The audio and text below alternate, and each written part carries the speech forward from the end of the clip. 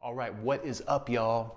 So I'd like to show you how to do a push-up plank properly so that you get the most benefit out of it and so that you can have a deliberate focus while you're doing it.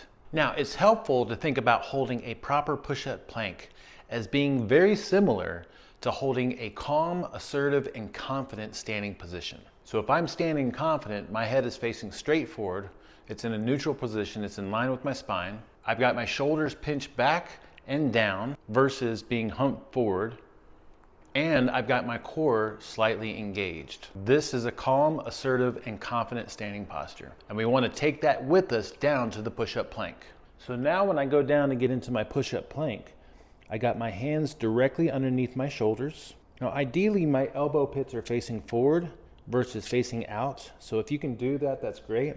And then just like standing, my head is facing forward in a neutral position. So really I'm looking at the ground.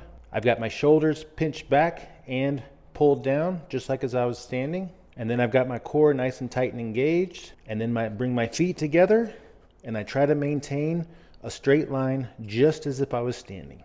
Now, modifications for the push-up plank, I can go to my knees, and I'm still trying to maintain this straight position. Or I can elevate my hands as high as necessary to an elevated position that will allow me to maintain a rigid plank for as long as I want to.